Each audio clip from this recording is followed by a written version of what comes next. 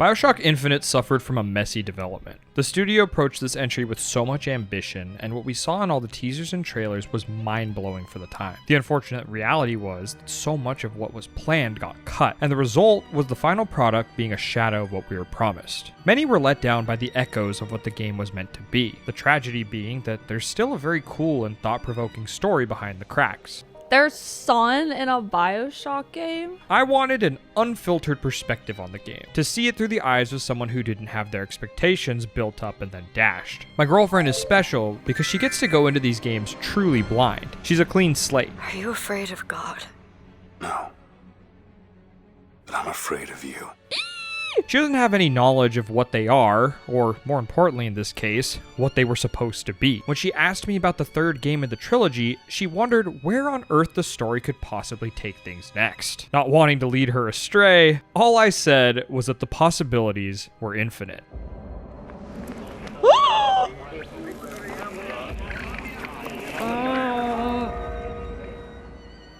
So this week, I've brought you all the girl to wipe away the debt. The mind of the subject will desperately struggle to create memories where none exist. Oh.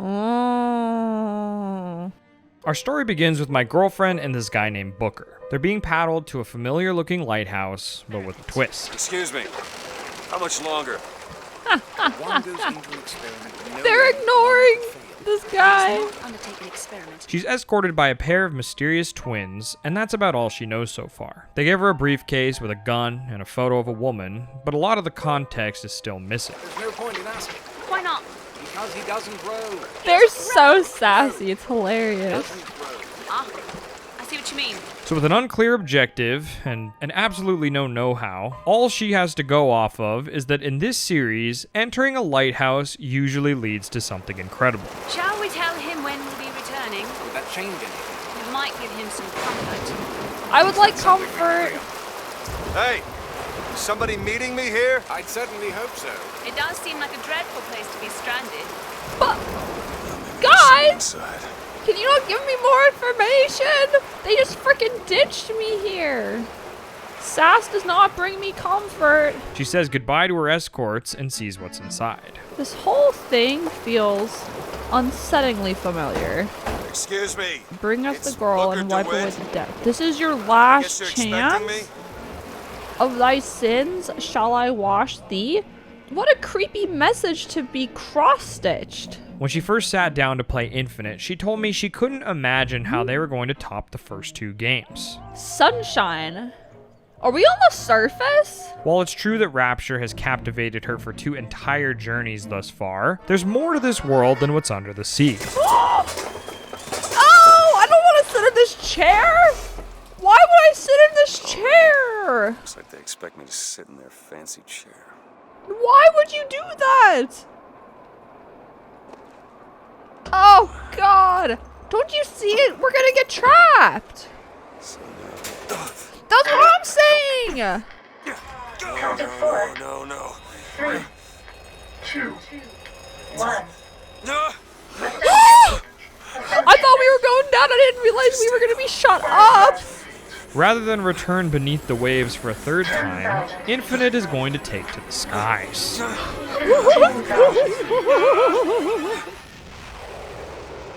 Hallelujah. What? What is this? There's a city in the sky? So we were in the sea, but now we've taken to the sky? There's blimps. In a lot of ways, BioShock 1 and Infinite have intros that mirror each other. You may remember that BioShock starts with a plane crashing into the ocean, or in other words, you go from the sky to the sea. Conversely, Infinite begins in a boat and launches the player up into the clouds. The prophet shall lead the people to the new Eden. Oh no. Guys, I promise this is not the Eden you think it is. By the way, since we're on the topic, this is a quick reminder that Taryn has played both BioShock 1 and 2 on the channel already. They're very fun videos, and if you missed them, they're worth checking out. Also, don't forget to like and subscribe. I'm told girl will wipe away your debt if you do.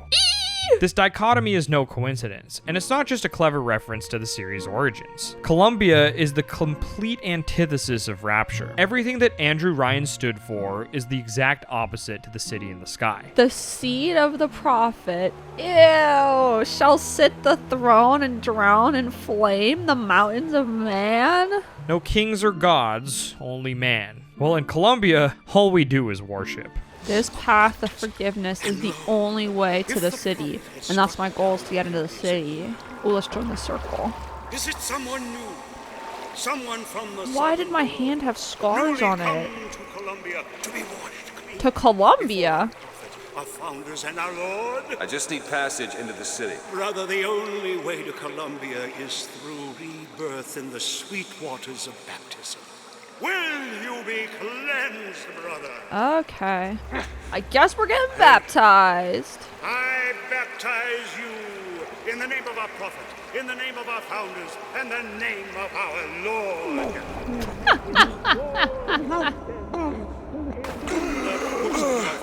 But this one doesn't look clean. Oh God! He's baptizing me again! Oh shit. Oh, he like drowned me. Who's there? Who's there? Bring us the curb and wipe away the debt. What do you want? Do it. What did you get yourself into? This door right now. I told you. I'm not gonna do it. Booker has these flashes of his past throughout this journey, and they serve to teach us who he was before my girlfriend started playing as him. Are we gambling with horse races? Unlike the previous two games, who had protagonists with fairly clear goals and motivations, Booker has a lot more going on beneath the hood, and she won't get access to all of the important bits until she gets to know him better. So I'm trying to figure out, like, what of all of this is real? Like, was that my sins that I was baptizing? It's clear that he's not exactly the best guy. He certainly doesn't try to hide it about himself. Is it bad luck that I'm taking coins from theoretical heaven? But the how and the why are going to require some legwork to learn on her part. AD. After death. So maybe I did die. Whoa. As far as my girlfriend knows, Booker's main motivation for coming to Columbia is to track down a woman named Elizabeth. Booker has a debt to pay, and bringing this woman to New York will clean the slate. The tower protects the lamb from the false shepherd. So who's the false shepherd? For now, she's still taking in the marvel that is Columbia in all of its grandeur. Cotton candy! Guys, where'd you get that? I want some cotton candy. The team behind Infinite faced a steep task when it came to cooking up a city that could stand next to the breathtaking wonder that was Rapture. It was a bold choice to steer this series in such a sharp new direction, but that first glance we catch of Columbia once the clouds part still blows me away to this day. We're up here in the clouds. Is no one afraid of falling off? I have to tip my hat to the developers for pulling off what they did for a second time. Unlike Rapture, which was a shadow of its former glory by the time Jack Ryan arrived on the scene, Booker gets the pleasure of seeing Columbia in its heyday. At least that's how it seems on the surface. Yeah, that's where they said I'd find her. Telegram, Mr. DeWitt. Telegram for you, sir. How do you know who I am? DeWitt, stop. Do not alert Comstock to your presence. Stop. Whatever you do, do not pick number 77. Stop. Lutece. Monument Island and find the girl. The tower protects the lamb from the false shepherd. Who is the false shepherd? He and my girlfriend are free to roam and look around, and speak with people candidly. And for the most part, the place seems much less hostile than Rapture by comparison. Now, shoot the box when they appear, get it up, and you'll win a prize. Okay. And throw in a bonus if you bag the anarchist Daisy Fitzroy. What? I have to shoot the anarchist? It starts to seem like this mission will be a quick in and out 15-minute adventure, Monument Island. Wait, that's where the girl is apparently. but things begin to get a little zany when my girlfriend picks up on all these posters around town mentioning a false prophet. You shall know the false shepherd by his mark? That's literally my hand! What the hell? Ah, that is mega spooky. The AD that Booker has tattooed on his hand is awfully similar to the one on the poster, so it might be wise to keep a low profile. Dude, be careful showing your arm to everybody. Maybe she should throw on a pair of gloves before doing anything else to not blow her cover. Excuse me, what is going on? What? I got something for you, We've son got to of do a something. bitch. Wait! It's him! I was like, you need to be careful showing your hand to people. Don't you know that makes you the There's literally backstabbing snake in the propaganda grass, against false me. shepherd. Show them what we got planned, boys! Ah!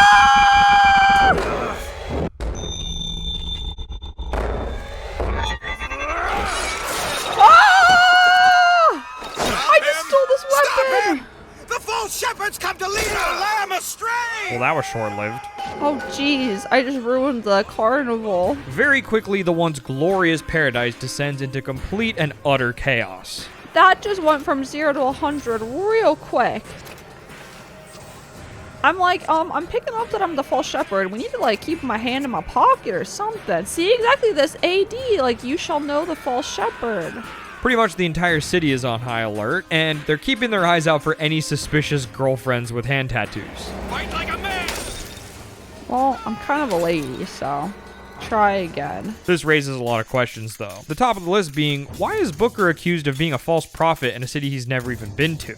Am I the good guy or the bad guy here? I seem to be coming in to do kidnapping, and like, for what? As far as my girlfriend can tell, Booker's been labeled public enemy #1, and she only got here half an hour ago. Surprising. Surprising that it worked, Surprising that it didn't kill him. But a magnetic repulsive field around one's body can come in handy. If it doesn't kill you. A fair point.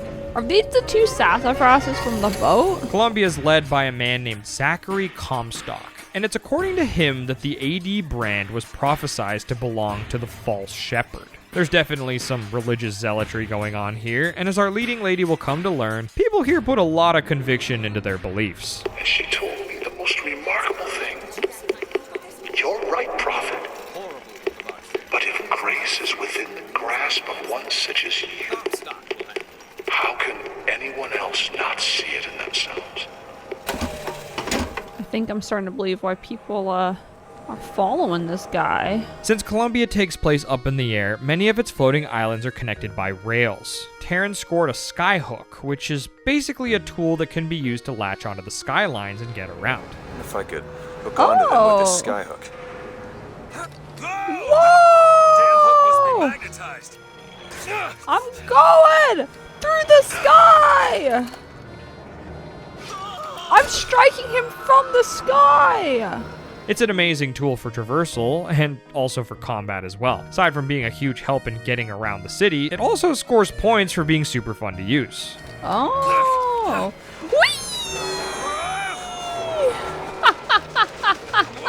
While we're on the topic, she also won her first plasmid at the fair, although in Infinite they go by a different name.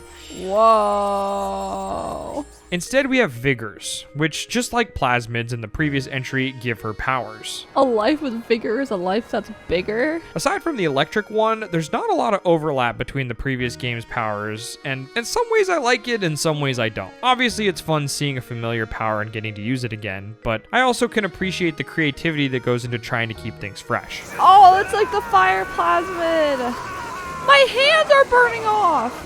We're still on our way to Monument Island, but in the meantime, I'm sending Taryn on a little side quest with today's sponsor, Blizzard Entertainment. Nick sent me on a little adventure into Diablo Immortal. My only experience with Diablo was watching him and his roommates play Diablo 3 together in college, so I'm a little late to the party, but I'm excited to see what it's all about. The world is dark and cinematic, which has me feeling like I'm ready to jump into an adventure. A cool fantasy setting is right up my alley, so we're already off to a strong start. And according to him, this entry in the series is pretty easy to pick up and get started. Diablo Immortal puts a lot of emphasis on being a shared adventure, so there are plenty of opportunities to play with friends and drop in and out of co-op. I even managed to lure Nick away from editing jail to run a dungeon with me. I'm still just a greenhorn, but progression feels satisfying even in the early stages of the game. Jumping straight into combat, using abilities, and taking down waves of enemies makes you feel pretty powerful, so I can totally see how mastering your class can be a rewarding goal to shoot for. If you want to see the world for yourself, you can use the code ZergRush and get some free legendary gear, crests, gems, and more to get you started. started. Thank you to Blizzard Entertainment for sponsoring this video. All the info and links can be down in the description below, but now it's time to get back to our main adventure. We've been making our way across the city for some time now, and it looks like my girlfriend's finally arrived at Monument Island. On the island is a giant angel statue that all of the citizens pray to. And like a princess in a castle, Elizabeth is located in the highest room in the tallest tower. Or something like that. Specimen tracker. She's in the dressing room. That's where we need to go. But she's dressing. While working her way up the spire, our leading lady discovers some important stuff about the heroine of this story. Hello? She dreams of Paris. She has a little thimble on her pinky. Elizabeth has this ability to open tears, which are kind of like portals between dimensions. Oh, she's the one who's making those. Whoa. Whoa. Woo! It's clear from the contents of the tower that they've been experimenting on her and her powers. BioShock Infinite looked at the sci-fi elements of its true predecessors and was like, hold my atom. We've got parallel universes now. What makes the girl different? I suspect it has less to do with what she is, and rather more with what she is not. A small part of her remains from where she came. It would seem the universe does not like its peas mixed with its porridge. As you'll come to see a little later on, they really went nuts with the story in this one, but I'm getting ahead of myself. Or behind. Oh god, why would they put holes in the stairs? Anyways, let's find our damsel and hopefully some answers with her.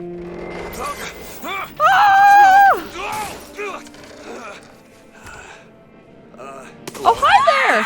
Oh, it's okay, honey, it's okay! She's throwing books at me! Knock it off! Stop it! Will you stop it? Not here to hurt you. Who are you? At the top of the tower, Booker can finally meet Elizabeth and free her from her cage, so to speak. Oh, jeez. He's coming. You've got to go. Why? You don't want to be here when he gets here. Just a minute, I'm getting dressed. Get you out of here. There's no way out. Trust me, I've looked. Stop it, you're too impatient. That's enough. What about this? What about it? This is the way out, isn't it? What are you... Give it to me. We're getting out of here, girly. You could say that the shepherd has come to lead the lamb astray. Who are you? Why did you come here? My name is Booker DeWitt. I don't really have a lot of backstory. Elizabeth is more than willing to leave once she discovers why Booker's here. As it turns out, she's been trying to escape for most of her life. That makes this job much easier, but the giant mechanical bird does throw a wrench into some things. What is all this? They were watching me? Yes. All this time? Yes. Why? It's very creepy. I'm very sorry. Why did they put me in here? I don't know. What am I? What am I? Let's talk about it after You're the we girl who's escape. getting out of this tower. Hell yeah, Booker! Jeez, what is this? Elizabeth has a warden named Songbird, and he isn't as enthusiastic about her leaving as she is. It's very windy up here. Woo! No, Elizabeth! Woo!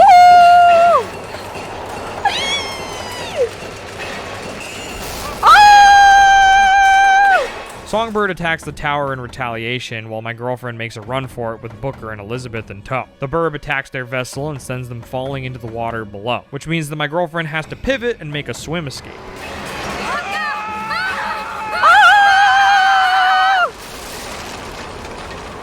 Whoa! We're going in the water! Thankfully, the bird appears to not like water, so that gives them enough gap to escape.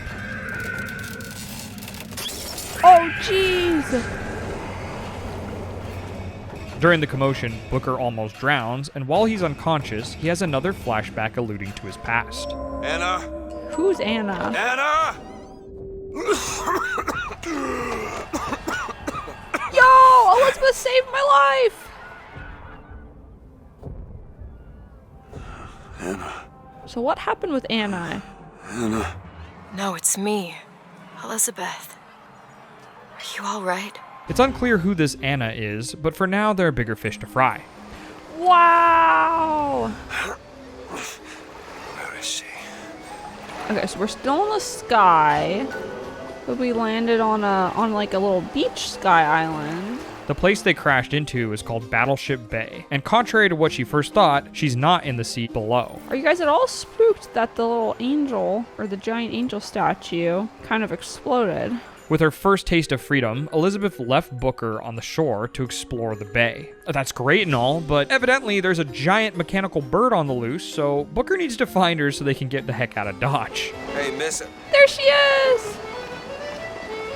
She gets to live! Their new plan to flee the city is to steal Lady Comstock's airship and take it to Paris. At least that's what Elizabeth agreed to. Miss Elizabeth. Hello! Oh, this is wonderful! Oh, come dance with me, Mr. DeWitt. I don't dance. Come on, let's go. Why? What could be better than this? How about Paris? Paris? I don't understand. How could we get there? That's where that airship's going, but if you want to stay and dance, we can... No, let's go! Come on, let's go! Come on, let's go right now! It starts to become apparent that although we can see the importance of this girl, Elizabeth herself has spent so much of her life in captivity that she doesn't realize how important she is. Mr. DeWitt, Comstock. I've read about him. They say he can see the future. Give a man a little power. He falls in all kinds of love with himself. I don't like his look. The local law enforcement hasn't caught on to Elizabeth escaping just yet, but Booker kind of screws that up when he goes and tries to purchase tickets for the two of them. 2 tickets for passage to the First Lady airship. Yeah, just a minute, friend. Yeah, I have it. How do you want to proceed? In a bit of a rush, pal. Hey, Mr. That was very odd. Mhm. All over your nice suit. I got it. I'll ring you back once the matter's in hand. I don't like this. Yeah, send in the bird. We're ready to execute. Excuse me, can I get some help here? Certainly, sir. Sorry about the wait! Uh-oh. What are you doing? Get the girl! Get off of me! It was only a matter of time before the destroyed monument was discovered, so the trio's gonna have to do things the hard way if they want to fly out of here. What happened back there? It's not the last of it, is it? I don't know. There. Thank you. While we're making our way to the aerodrome, this is a good opportunity to talk about how gameplay adjusts with a companion in tow. I'll keep an eye out for something that might ease your pain. Thank you. Elizabeth isn't just tagging along to watch Booker do all the heavy lifting, and can offer health and ammo during combat. What's especially nice is that she's immune to damage, so it never feels like an annoying escort mission having her around. Come on, girl. We're going, Elizabeth. Look at her go! Elizabeth wasn't just taking naps up in that tower either. She's great at lockpicking and has read books upon books about Columbia and its technologies, so her knowledge comes in huge handy. Damn thing's locked. All right, quiet down there, Pete. Go home and dry yourself out. What are you doing? You're a roguish type. What does it look like? Done. She picked the lock. That was Where did awesome. you learn to pick locks? Trapped in a tower with nothing but books and spare time? You would be surprised what I know how to do. Hopefully it'll come in useful in our escape attempt. Probably my girlfriend's favorite perk that she has is that she finds money for her in between battles. Catch, Mr. DeWitt. Ooh. Nice. Now I can go shopping. Elizabeth and Booker have an interesting relationship throughout the course of the game, but what the developers did really well is make sure she never felt like a burden to have around. Elizabeth, what do you think about all this? It always feels like an advantage when she's with us. Look. Come see the future of power at the Hall of Heroes. Huh. That's convenient. Not to mention, she's also super funny, and her banter makes the game have a lot more personality. My girlfriend was often cracking up over the things Elizabeth had to say, or the sass that she'd throw Booker's way. Look at this. My tower. It's only fair they give me a cut of the profits, don't you think? I agree. To get to the aircraft, the duo must pass the Hall of Heroes, which is a historical site built to tell the history of Columbia. And I would ask Elizabeth for help, but I mean, the poor girl was in a tower. I don't think she's gonna have the answers for me. It's in this area that she finds her favorite vigor, which is the bucking bronco. It creates an earthquake that suspends enemies in midair in a cone in front of her. Girl's strategy was to use it to make the enemies float and have an easier time shooting them since they couldn't shoot back. Okay, that's very fun. It's a clever move to have the player go through what is essentially a museum exhibit to get to their main objective, because it compels them to learn a little bit more about the place they're exploring. That said, after looking around the exhibits, it became quite apparent to my girlfriend that this wasn't so much the true history of Columbia, but more so Comstock's retelling of how it all went down. So I'm trying to figure out, like, when they talk about skirmishes, if it's just like Colombia between the US, or if there's also been like skirmishes between like citizens of Colombia. It's clear that there's some kind of conspiracy tied up with how the city was originally founded. There are some very weighty themes and subjects explored in this game, and this is the point in the story where the delivery gets heavy-handed. Real-life historical events like the Wounded Knee Massacre and the Boxer Rebellion are referenced in the Hall of Heroes and used to unpack some of the game's themes surrounding the consequences of extreme ideologies. So we have to go through here. Oh, geez. There's this blend of fiction and non-fiction in which Comstock inserts himself into the history of these real-life events, but we're left questioning if it's the truth or not. Obviously, Zachary Comstock wasn't present in the actual historical events being referenced, but the mythology of the exhibits is unreliable enough that it gets girls scratching her head about whether or not he was even present in the game world's retelling of them as well. Comstock the Prophet is born. Battle of Wounded Knee. City of Columbia launched. The Lamb is born unto the Prophet. Lady Comstock is cruelly murdered. The Boxer Rebellion incident. Columbia secedes from the United States. The character that takes this confusion a step further is Captain Cornelius Slate. I've got what you need, Booker. You will find me past the First Lady's memorial. First Lady's memorial? A soldier of Columbia who feels betrayed and claims that Comstock has fabricated his military record. And the question is he gonna help me or hate me? Because I'm not working with Comstock. In fact, I'm actively working against Comstock. If that didn't complicate things enough, it's through him that my girlfriend learns that Booker also had a hand in this tumultuous history. You were there. At Wounded Knee. I can see it in your face. I'm learning about this for the first time too, Elizabeth.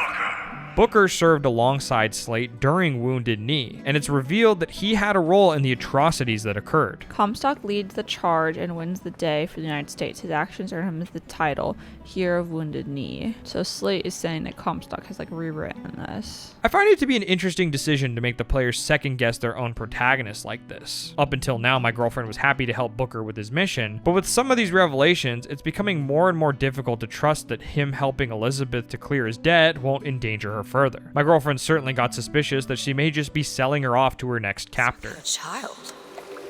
My books never mention anything about a child. Honey, I think you're the child. As my girlfriend has managed to put together here, the child in question is Elizabeth. She's Comstock's daughter, and he wants her to follow in his footsteps as the next prophet. He wants you to follow in his footsteps. Well, I want a puppy, but that doesn't mean I'm gonna get one.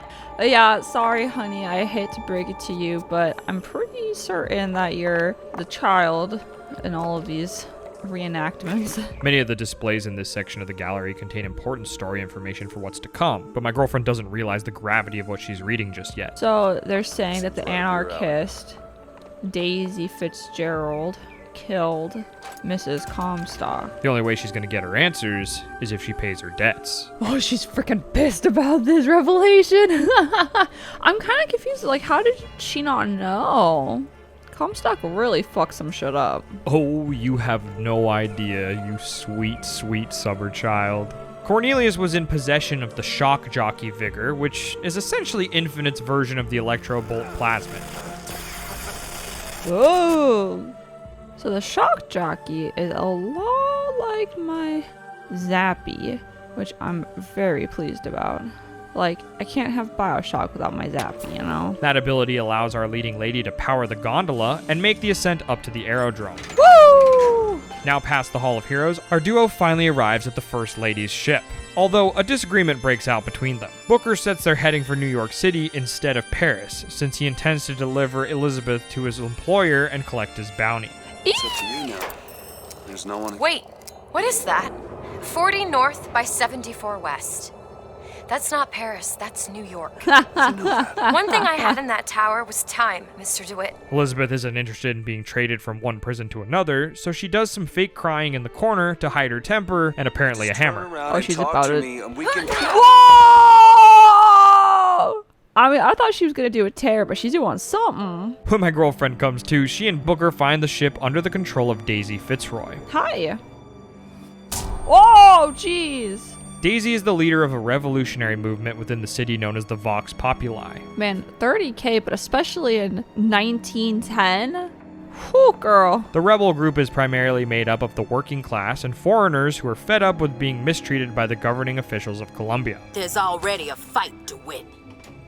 Only question is, which side you on? So basically, this city is on the verge of boiling over. Fitzroy will return control of the ship back to Booker in exchange for him retrieving a weapon shipment from the slums for them. Without much of a choice, since she needs the aerodrome to leave, my girlfriend agrees to go with him and retrieve the weaponry. Whoa! They just shoved me out. They drop her off in Finkton, which is run by Jeremiah Fink, the owner of a major manufacturing business in the city. Fink Manufacturing isn't exactly a clean operation, though, and has amassed a lot of wealth and power through exploiting the working class. Something tells me there might be some, fighting going on the docks. With that being said, she'll need to make her way through Finkton docks to get to the weapons for the Vox. Aside from trying to track down these weapons, we're also keeping an eye out for Elizabeth as well. Elizabeth!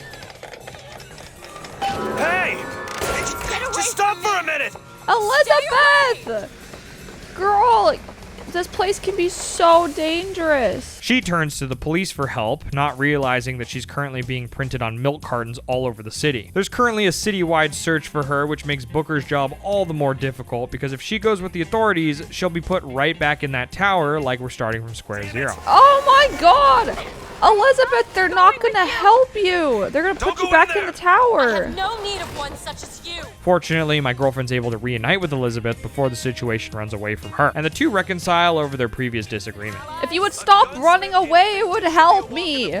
Elizabeth doesn't necessarily forgive Booker, but sees that he is her only way out of this city and agrees to continue their dalliance. But you're also my only means of reaching Paris. It's true, and can we work together and not have you running away from me? Because that would make everything easier. Now that she doesn't have to worry about the police running off with her damsel, my girlfriend can turn her attention back to retrieving those guns for the Vox. Innocent people, get out of here. This is not your fight. The gunsmith is named Chen Lin, and while she fails to track him down, she does manage to find his wife. Hi, Mrs. Lin. She reveals that he was taken into custody by the police, and so the plan changes to trying to spring him from jail. I know where that is. I'll lead the way. For once, I know what's going on. That unfortunately goes awry when they discover that he's already been tortured and killed. What am I gonna find? Gonna turn the light. No!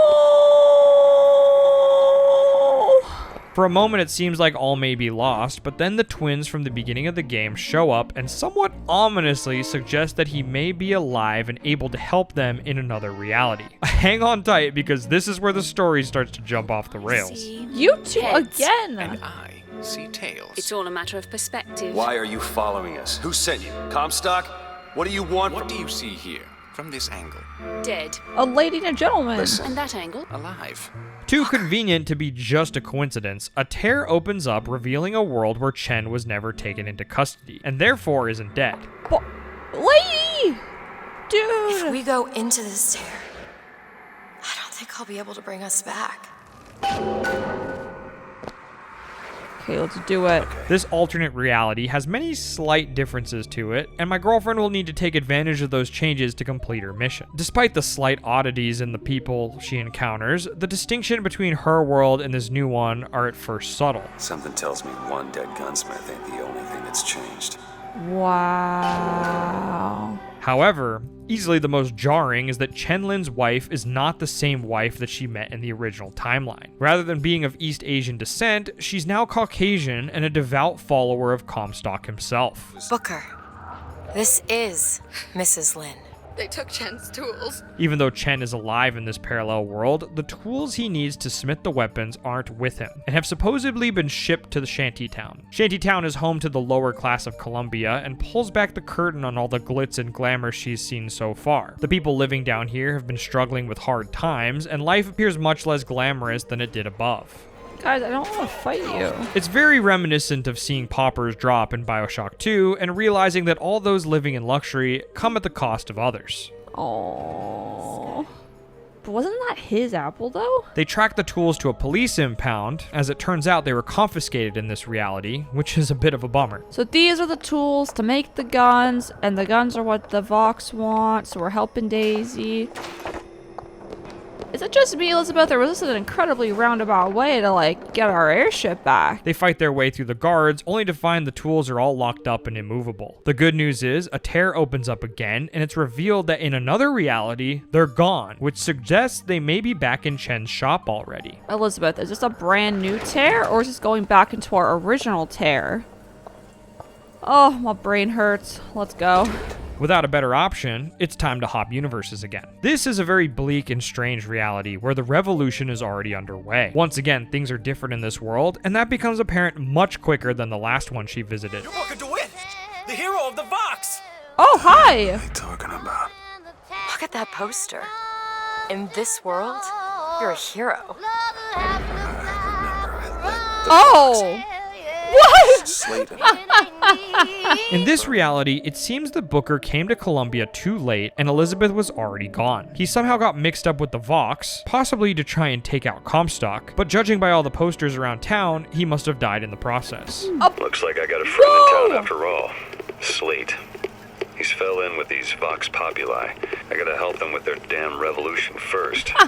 Then we take Comstock House by storm. Oh. I do that, I get the girl. This is so freaking wild. Elizabeth, it was an audio log from me. From me. It's a wild leap in logic, which my girlfriend calls him out for several times, but for whatever reason, Booker believes that since in this revolutionary timeline the Vox have already received their munitions, then the airship ought to be theirs to fly off on by default. Ignoring the fact that he made the deal with the original timeline's Daisy Fitzroy, there are a couple other factors that throw a wrench in that plan. Who is calling us now? Hello? Think? I saw you die, Booker. Saw it with my own eyes. Fitzroy. Hi, Fitzroy. Listen, I got you your guns. I'm here for my airship. Hi, Daisy. But my Booker DeWitt died for the Vox Populi. You either an imposter or a ghost. Booker DeWitt was a hero to the cause, a story to tell your children. You just complicate the narrative. Booker's death made him a martyr for the Vox and sparked the violent revolt in the first place. The Daisy Fitzroy from this universe sees the presence of my girlfriend's Booker as a threat to her cause because he undermines the figure at the center of their revolt, and therefore turns her forces against him. And just... like, I know we're on a different timeline, but good lord. What? So now, Columbia's forces and the Vox are attacking her from two fronts. The bitter irony being that she only got mixed up in this because she was trying to help the Vox in the first place. I like that every single time I use that one, it neighs. Parallel Daisy goes on a bit of a rampage, killing Jeremiah Fink in his factory. Whoa! Whoa! Whoa! Are you sure you want someone's blood on your face? Burn their bodies when you're done. After donning his blood as war paint, she takes a boy hostage, and it's Elizabeth that has to spring into action in order to save the kid. Come on, Booker, we've got to get out of here. Boost me Go, up. go, go. Go to the window and distract Daisy. Go! If you want to That get is a rid of kid. weed, you gotta pull it up from the root. It's the only way. Oh my god! Whoa, Elizabeth just killed Daisy! Okay, kid, to hide. I guess it runs in the family. Even though she did what she did for the greater good, it's a difficult thing for her to process, and this moment changes Elizabeth. Whoa, hey, easy.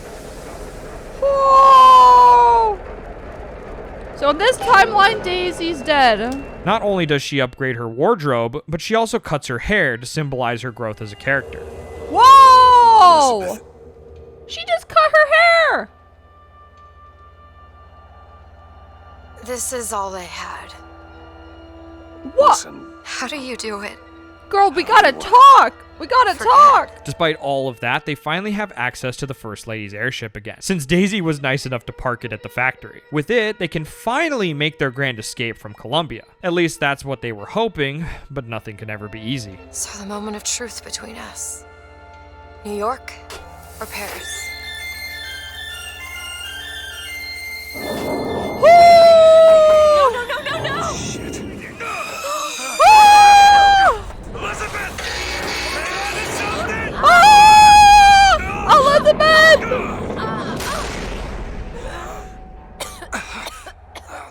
Once again, Songbird attacks and stops them in their tracks. He doesn't just stop their flight though, but sends the aerodrome crashing to the ground in a pile of rubble. Our airship got attacked.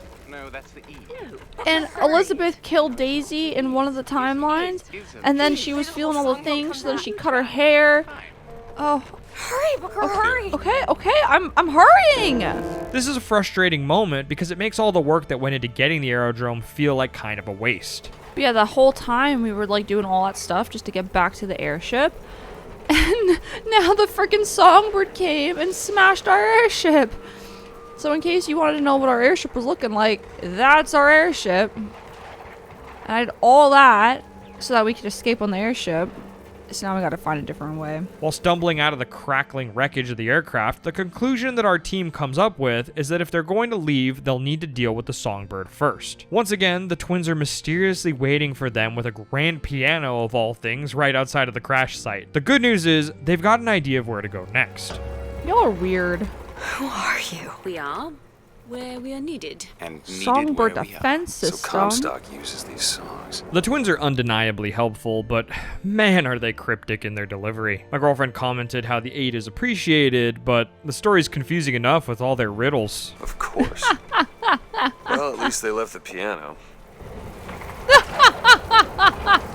That's how I feel, girl. One thing is clear though. In order to get to the bottom of how to deal with Songbird, she needs to go after the man in charge. So that means our mission is headed straight to Comstock's front door. Elizabeth is still going through her metamorphosis as a character, but my girlfriend's doing a good job being her bestie while she figures herself out. And so she's feeling all the things and she won't talk to me, but I'm trying to help her because I'm like, dude, like you went through this big emotional thing and you're feeling all the feelings and like that's okay and we can process, but we like don't need to cut off our hair as like part of the process.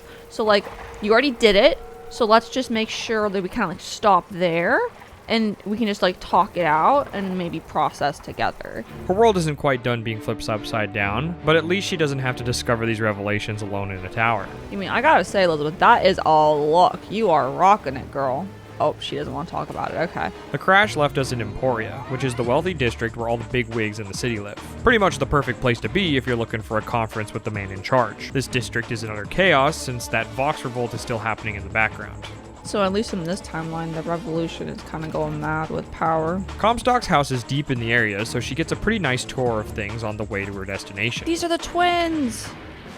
Lutece's brother arrives in Colombia. While poking around, she learns the identity of the Lutece twins. According to the film she watches, Rosalind, the sister, brought her brother Robert to Colombia to help with her research. She's allegedly an esteemed physicist who helped build the systems that keep the city afloat. Another genius. Who even knew she had kin? Amid all the disarray of everyone evacuating, my girlfriend helps Booker and Elizabeth fight their way to the doors of the Comstock house. Unfortunately, the door requires a handprint to enter, and our duo is locked out. Elizabeth decides their best shot at getting in is to go and visit Lady Comstock, who despite being dead, may be their best ticket into the house. The good news is my girlfriend already knows where to find her, because she was poking around earlier and stumbled upon her crypt before she made it to the gate. Okay, so I actually already did that.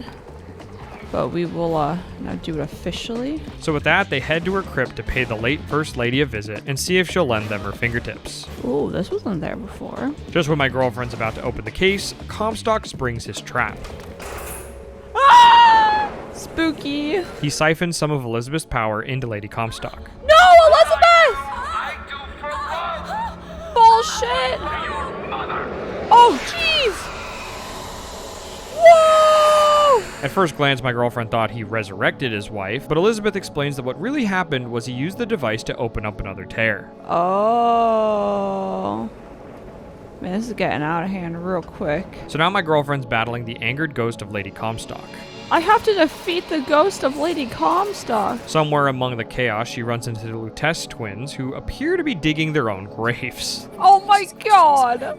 The only difference You guys are so sassy. lives, lived, will live. Dies, died, will die. In their typical roundabout method of disseminating information, they explain that the Lady Comstock siren is both alive and dead at the same time. She's Schrodinger's spouse, so to speak. She perceives being both. She finds this condition disagreeable. I would too. Rather than fight her, they suggest my girlfriend try getting her to place her hand on the door to open up the Comstock house. The ghost is understandably a little upset about being torn between dimensions, but my girlfriend can be very convincing, so she decides to give it a shot. Okie dokie. The way she's going to win over the ghost is hidden in tears that contain truths about Comstock around the area. This section feels extremely gamey in the way that she has to find 3 tears before she can progress the story. Despite being a little formulaic in the gameplay, the information in them is crucial to understanding what the heck's actually going on, though. If only one of you had the power to alter time and space.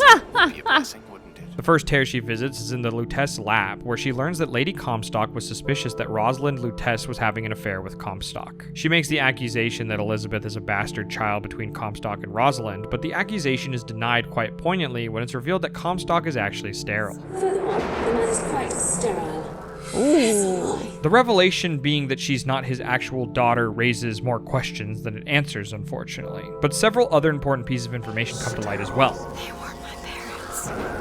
Who were your parents then? Lady Comstock threatened to go public with the information about his daughter, and that's why he had her killed. Her caretaker happened to be in the room where it happened and was blamed for the murder. That caretaker was Daisy Fitzroy, which explains how she became the leader of the Vox.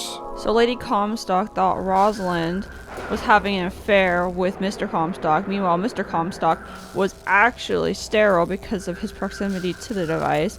And the device is actually what created Elizabeth in the first place. This is fascinating. Also, very tragic. I'm sorry, Elizabeth. The next tear is at the Bank of the Prophet. In this one, it's revealed that Comstock hired Fink to sabotage the Lutece twins and attempt to get rid of them. He wants them gone for the same reason that he got rid of Lady Comstock. They know the truth about Elizabeth. Why does the Prophet want these two killed? For the same reason Lady Comstock lies buried. Child. The final truth is hiding at the photography studio. It reveals that the conspiracy to kill the twins was a success. And a failure. So did Fink get away with it? Basically what happened was that Fink sabotaged them while they were experimenting, and the result was that they were fragmented and flung across several different dimensions. That's how they can come and go as they please. They exist everywhere and nowhere all at once. Wow, so Fink did manage to kill Lutece. And then they came back and told Rupert about it, and he's the one who took their picture. They also can open and close tears. It's this betrayal from Comstock that motivated the twins to help Booker across this adventure. Elizabeth carries a lot of guilt knowing that both Rosalind and Lady Comstock were killed because of what they knew about her, and even though she resented the woman she thought was her mother, she apologizes for what happened. He pretended to love you, like he pretended to love me. Child, I am not your husband's bastard. I am his victim. My days of victimhood are done. Go, Elizabeth! We must forgive each other. She's able to break through to the spirit and bring her to our side. The two reconcile, and she finally gets the gate open for us. Thank you. You're very welcome. Okay, now finally, we're at the Comstock house. Or are we? Pull the lever, Tarn. Wrong lever! Ah! Oh, it just went into attack mode. It threw me into the window. This is something that happens a lot in BioShock Infinite. Just when you think you've made meaningful progress and your hard work is about to pay off, they rob you of the satisfaction and take it away. Take me home. Please. Oh, Elizabeth, no! No! She just sacrificed herself for me to appease the Songbird. Elizabeth! This is yet another time Songbird has shown up and quite literally blown her plan up right in her face. There's really no time to waste though, as our companion needs help, so my girlfriend takes off to try and chase her down. Yeah, okay, we gotta get going. But her plans stop when she realizes there's snow on the ground. I'm not letting you take her, you hear me? You hear me, Songbird? Piece of shit! You feathered piece of shit. Whoa, it's cold! Snow. It's July. What in the world? Booker's been pulled through yet another tear into a different universe, and the screams for help he's been chasing are from the Elizabeth from the world he just left. Get your hands off of me! No, Elizabeth! Cold and alone, she needs to figure out where she is and how to get Elizabeth back. Our Lady Elizabeth, Godspeed thy judgment?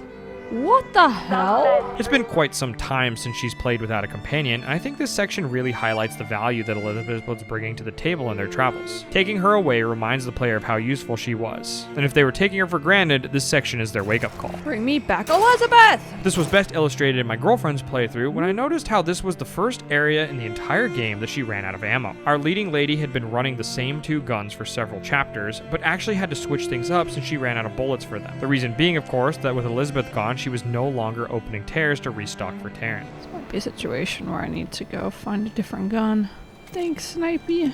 Fighting through the Comstock house, she discovered several important voxophones that fill out more gaps in the story. But the twist is that Elizabeth is narrating them. Oh my god, it's an Elizabeth audio log. Our minds are born. In this timeline, she stepped into the role of prophet for Comstock and is the new leader of Columbia. Our story has certainly taken some strange twists in this section of the game, and it might be a good idea to check up on Girl and see how she's doing. I am completely out of the loop, so I'm just like trying to catch up. But I feel like I have both of my shoelaces tied. Infinite does a lot, and in a small window of time, too. This is a symptom of the game's overly ambitious development cycle that I spoke briefly about at the beginning of the video. They had such lofty ideas and goals for what they wanted to do in this game, but the scope of the project grew outside of what the studio, or more so games in general, were capable of doing at the time. Oh, it got me. So many amazing ideas and plans didn't make the cut, but in the same vein, several things that needed a little more room to breathe were all jam-packed so close together. The result being that she was more overwhelmed than in awe at some of these impactful moments. It's something that I can appreciate and look more fondly at seeing it again years later. I only realize now that watching my girlfriend try and consume it as a first-timer and seeing her quite literally drowning at times, this is exactly what I struggled with when I played during my maiden voyage many years ago. What? 6 months. That's what I'm saying, Booker. I'm very confused. It's only on a second, third, or fourth playthrough that you can recognize how much cool stuff is going on the entire duration of the story. And yet you're so exhausted at each turn that plenty can go over your head on a first run. Oh my god! Asshole! Regardless, this story has a very stunning conclusion, and she's so close to wiping away the dead. Elizabeth, we're coming! My girlfriend finally makes it to the room where Elizabeth's being held, but the Lutece twins are waiting with a tear over the doorway. Being the first familiar faces she's seen in a hot minute, my girlfriend asks them where she is, but they correct her that she's been asking the wrong questions. Why'd you ask what? When the delicious question is when. Lives. After stepping through the doorway, she finds Elizabeth, but not our Elizabeth. Here. Take my hand. What?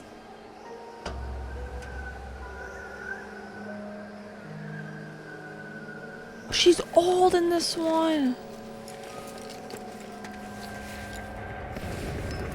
Whoa. The seed of the prophet shall sit the throne and drown in flame the mountains of man. This is a much older Elizabeth who's been leading Columbia, or at least doing her best to. Clearly things have gotten out of hand and the beasts are all running over the shop. She'll be one of them sooner or later. Older Elizabeth explains that it doesn't matter which tear she's in. The Songbird will always stop her escape. Songbird. He always stops you. She gives my girlfriend and Booker a note to give to their Elizabeth, and is so cryptic in what it means, it had my girlfriend thinking she really was the bastard daughter of Rosalind Lutece. What is this? It's for her. She'll know how to read it. What? What does it say? It's advice. Advice on what? How not to become me. Anyway, I'll give it to you straight. It's instructions on how to control the Songbird so that they can finally leave. We're now sent back to 1912 to rescue Elizabeth from Comstock. When am I? Back in the house, she finds her just in time before they begin to indoctrinate her. Our leading lady has to pull these 2 levers to shut things down and set her free. But in the midst of that, a tear opens up and a tornado comes ripping through, breaking the vat that she was trapped in. We're in a tornado! Elizabeth! Natural calamity aside, she's able to release her from the machines now. Okay, I'm here. Holy shit, okay. Just do it.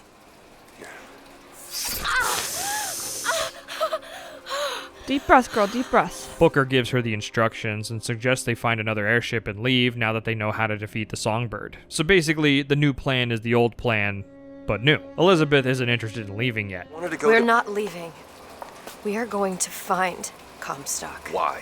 You saw what he turns me into. I will not allow that. And so what, you're going to kill him? Conveniently, Comstock is in his airship, the Hand of the Prophet, so I guess they can kill 2 songbirds with 1 stone. The duo and my girlfriend make way for the aerodrome so that they can confront the Prophet and put an end to all this. So we gotta find Comstock. The little coward's been hiding this whole time. They fight their way through all his soldiers and meet him in his garden, where they can finally speak face to face. My, oh my, how you have grown. This is very bizarre. Tell me, what am I? Even after all this time, Comstock is still being manipulative and trying to win over Elizabeth. He's wily Beware, Prophet. and manipulative. Beware the false shepherd, Booker DeWitt. In his attempt to persuade her, he puts the ball back in Booker's court and asks him to reveal the truth, but Booker isn't having it. Ask him, child. Ask him what happened to your finger. What? Ask DeWitt. It's been so long that it's easy to forget that we still don't know everything about Booker. Please let go. Finger. Get the hell She's your back. daughter, you son of a bitch. Yup. And you abandoned her. Was it worth it? Huh? Did you get what you wanted? Booker. Tell me. Booker. Tell me. Although he doesn't know what Comstock meant, Booker does know something. He just can't remember it. What did he mean? He's trying to manipulate you. Huh? You tell me, what did he mean about my finger? I don't know. They decide to destroy the siphon back at Monument Island to unlock Elizabeth's full power, and with the airship, they can fly straight there. How are we gonna do that? I don't know. But I'll think of something on the way. I can't believe Comstock's just dead. Maybe he does have memories, but I don't remember them. So I am just as confused as this current duet. I want to know if there's any memories locked away in there, you know? It should have been a quick trip, but the Vox shows up and attacks since they think Comstock is on board. They attempt to board the aircraft, but Elizabeth cracks the puzzle of how to control the Songbird just in time and orders it to take out the Vox for them. Bird, hello! Whoa, twice now. That's so close. We've gotten so close to this not being okay. The last time we saw this bird, Elizabeth, it flew off with you. Me. Will you do it? Will you do this for me? Just this one last thing. Oh, when it's not trying to murder us, it's cute. Go.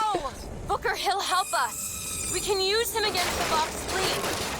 Okay. The entire game, this bird has been terrorizing her, but this final encounter is great because it's fighting on her side now. Whoa! Look at the bird! She's able to direct it and have it attack the enemy Zeppelins, essentially watching it do to the other ships exactly what it's been doing to her this whole playthrough. Go, Songbird! With the Vox eliminated, they can finally hit up Monument Island and take out the siphon. Rather than do it themselves, they have Songbird destroy it for good measure. Okay. Songbird attack! The entire city is on fire. Go, Songbird, go! We have to find the truth. With the siphon gone, Elizabeth has her full powers, and that means the Songbird is no longer a threat to her. The bird, Elizabeth! I lost control. He's coming. No, he isn't. Whoa! Where is he? Where is he? Where are we? Whoa!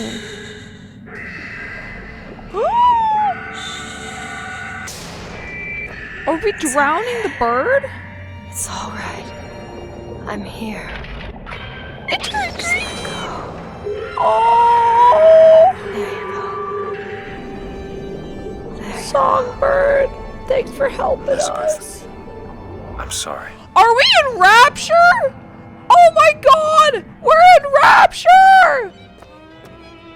Welcome to Rapture! What is this place? It's Rapture! The entire playthrough of BioShock Infinite feels like it builds up to this one moment. All the times that damned bird ruined her plans culminated in this moment here, where Infinite proudly wears the BioShock name. Oh my god! Over here, Booker. Plasmids! I want to explore. The tear Elizabeth opened takes us back to Rapture, and she gets to walk the same path she did as Jack Ryan 2 games ago. For a lot of this playthrough, the game has felt so removed from the BioShock series that she's come to know. But this sequence reminds her that despite all of that, this game shares a soul with the first. This is crazy. Let's just sit here for a second, Elizabeth, because this is how I entered the BioShock journey. Oh, we're going out. Oh. Goodbye, Rapture.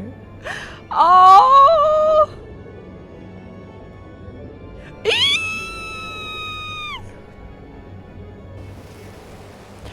The lighthouse. Look at that. With her powers unlocked, Elizabeth can see all these different realities for what they really are. She's been enlightened by what she can see and can now fill in the gaps of what Booker doesn't know. My brain can't handle all of this. Us. Is that us? Exactly. Following the events of Wounded Knee, Booker was baptized and reborn, at least in some timelines. Are you ready to have your past erased? What? Are you ready to have your sins cleansed? Are you ready to be born again? In his, he refused the baptism and fell into a deep gambling debt. You didn't go through with it. Think a dunk in the river's gonna change the things I've done? He had a baby named Anna who he sold to the Luteces in order to pay off his debts. Wait, no, this is wrong. What? What is this? There's no baby. DeWitt, time is running short. What? Bring us the girl and wipe away the debt.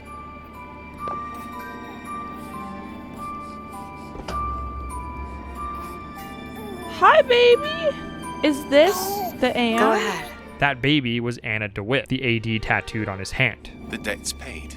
Mr. Comstock washes you of all your sins. Some of the pieces are beginning to come together, but we're not quite there yet. Whoa! Bring us the girl lighthouse! and wipe away the debt. There was no baby. The deal was I go to Columbia to get you. Booker, you're bleeding.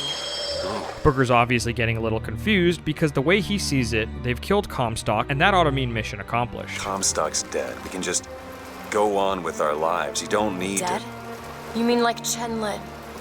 Like Lady Comstock? Elizabeth compares his death to Chen Lin and Lady Comstock, dead in one world, but alive in others. In order to truly wipe the slate clean, they need to prevent him from being born in the first place. It will only be over when he never even lived in the first place. Oh, jeez. She passes through another door to a memory where Booker tried to get his daughter back from Comstock. And that's when the truth is revealed. Give her back! Give her back! Fine, are you mad? No, you will not get caught in between. Come. Give her back, you son of a bitch! It's ready. That's Comstock. No!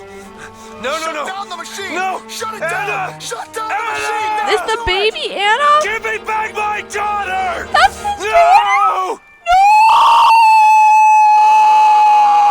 The finger!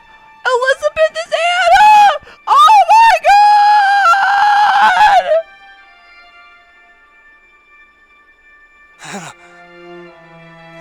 Anna! The baby was Anna! No. This whole time you would have thought that Anna was like a love, like a romance, but no, it's his daughter.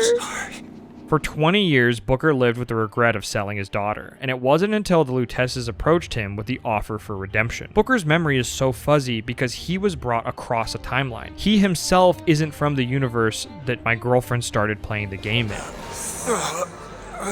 I told you it would work. We already know it works. The question is, will he? What in the world? Here's the girl.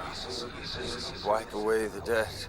See? He's starting to put his story together. Wipe away. You're quite fond of this theory of yours. He's manufacturing new memories from his old ones. Well, the brain adapts. I should know. Back exactly where we started, but now armed with the information she was missing, the story begins to make infinitely more sense. We're here again! I sold you. I sold you. to your credit, you did try to weasel out of the deal. So, the Luteces aren't twins. They're the same person from different parallel universes. Robert Lutece is from Booker's world, and Rosalind is the one from Comstock's. She invented the machine that allowed them to use tears and was able to use it to find another version of herself. Apparently, Robert's Y chromosome was really holding him back since he didn't invent the tech first. But that's beside the point. I'll wait, thank you! The reason that Elizabeth can open tears is because she lost her pinky finger. She technically exists in two universes at the same time, and that's the source of her powers. Probably the biggest revelation of them all, though, is that Elizabeth is Anna DeWitt, making her Booker's daughter. And with that, BioShock Infinite has been a daddy game all along. Now that all the cards are on the table, we still need to deal with Zachary Comstock. We're gonna go kill a baby? Booker was under the impression that they were going after a baby, but things get turned on their head when they end up back at his failed baptism from earlier.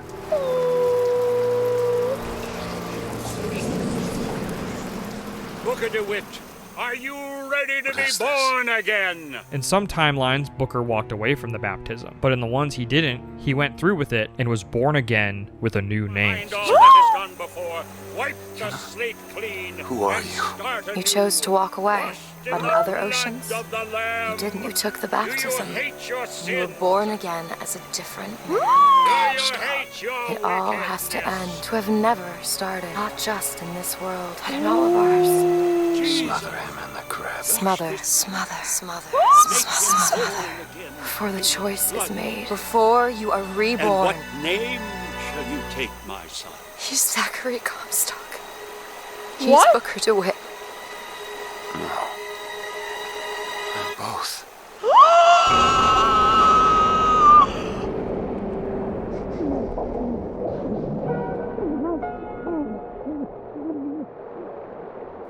Before he was born, so before he became Comstock. So he was Booker DeWitt. Oh my god. What?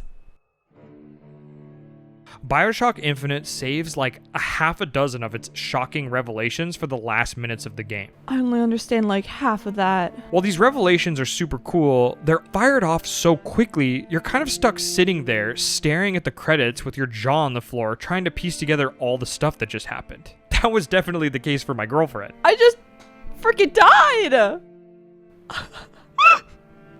That was wild! It's one of those things where in the week since playing, as we've assembled the footage of her playthrough for this video, she started to really appreciate it and get into the heart of all the little intricate details. My mind is blown, but I had so much fun. At the outset of this video, I posed a question of whether or not my girlfriend would enjoy the game more than I did since she lacked any unrealistic expectations going into it. I realized only after watching her play that of the three in the trilogy, this one easily has the most replayability. I think I'm gonna need Nick to explain some shit.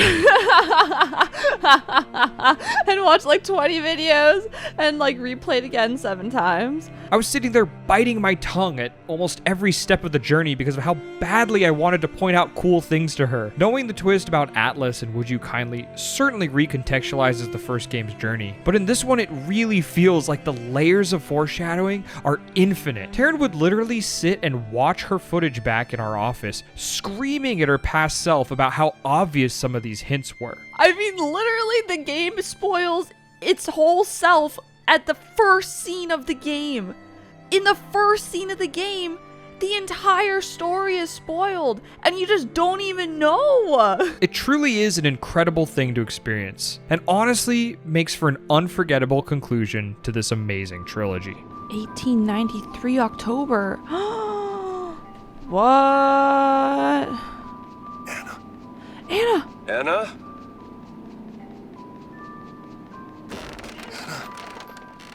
Is that you?